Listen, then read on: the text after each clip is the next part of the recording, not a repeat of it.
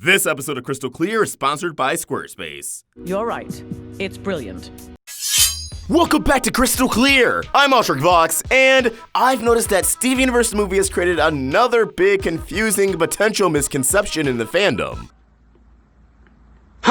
Pertaining to the origins of Pearl, in particular, her appearance and customization settings. As the song and sequence System Boot Pearl kind of implies that Pearl was not customized by the Diamonds, and that Pink Diamond received a default Pearl. But this directly contradicts what the co-director of the movie said while the film itself was in production. So I want to clarify everything to the best of my abilities, but not exactly make a definitive statement, as you never know if details will be solidified in future. With all that said, let's dive in. Alright, so after the gems are reset by Spinel's Rejuvenator, Pearl, in a very unusual fashion, is actually the first one to reform. But this time, instead of shuffling through all of her previous regenerations, or just forming out of pure light, Steven and Greg are welcomed by a holographic shell, which requests their preferred customization settings. Greg and Steven got nothing, so Pearl's operating system settles on default. And Pearl spins right on out the shell, but donning her very first outfit from when she served Pink Diamond.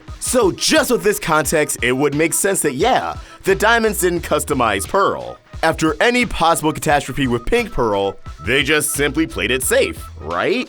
Well, my conflicting view set on this actually stems from a few Tumblr posts from storyboard artist and longtime Crewniverse Joe Johnston. To briefly run through these questions post a single Pearl Rose, did Pink have a power over gems that binds her free will? I ask because of how Pearl obviously cannot physically speak of the past. This is more of a function of how pearls work. Since they are specially made for their owners, they are duty-bound, or I guess programmed to follow the orders of their masters. How do we know that everything Pearl did for Rose wasn't just that Pearl case programming kicking in, because in truth, Pearl knew Rose was in fact her diamond? I'll put it this way. If Pink Diamond were to say, Pearl, I order you to do such and such, because she's her Pearl, she would have to do it. Of course, her servant mentality played a role in her allegiance to Rose. How could it not? But that relationship clearly grew and changed as naturally as any relationship will, and it wasn't due to Pink Diamond's powers or influence. So we know that Rose is able to order Pearl around if Rose so chooses to, and that Pearl only has to obey her if Rose orders her to. I just want to know if Pearl is the only one Rose is capable of ordering around in that way,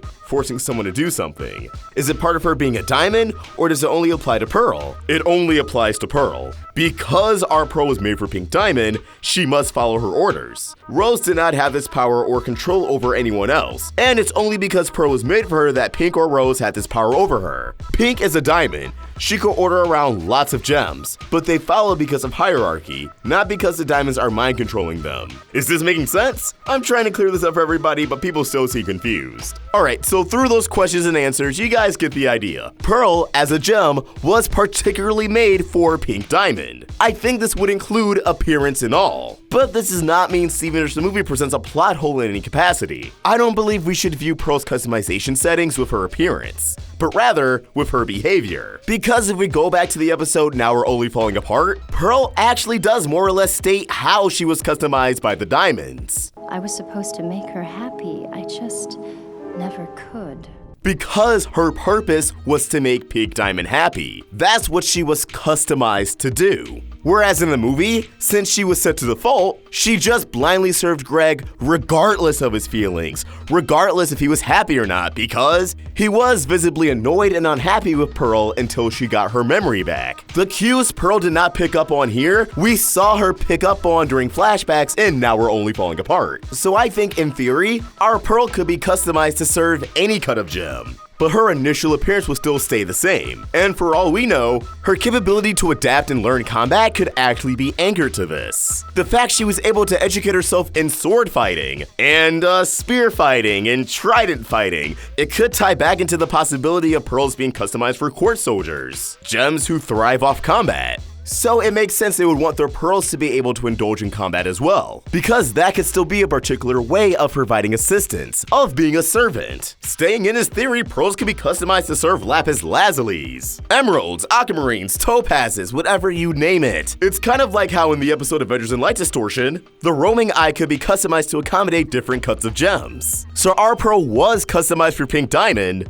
being made to make Pink Diamond happy, and she was just a default Pearl in the movie, but her appearance was by design. And besides, you think the diamonds aren't gonna be bougie and give Pink Diamond a fancy looking pearl? Even Peridot was able to identify that. But as always, these are just my thoughts and I want to hear yours. What do you think? What's your takeaway on this? Could Pearl be customized in the sense of her behavior, or do you believe her appearance does play a role in things as well? That she was just at a default setting when serving Pink Diamond? Or do you have no opinion because ultimately this really doesn't matter? God, the Roundtable will just make a video on anything! Let us know your thoughts in the comments below, or tweet your thoughts at RoundtableVids. And for more of my own thoughts, you can find me at OstricVox. We're also on Instagram.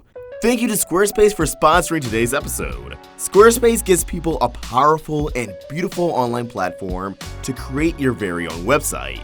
It's how we built the current Roundtable site. You can create a breathtaking website or online store with their award-winning templates and Squarespace's all-in-one platform. There's nothing to install, there's no patches, there's no upgrades, and it's flexible. Squarespace is used by YouTubers, musicians, designers, artists, restaurants, and more. You can go to squarespace.com/roundtable to get a free trial and 10% off your first purchase, or just hit the link in the description below.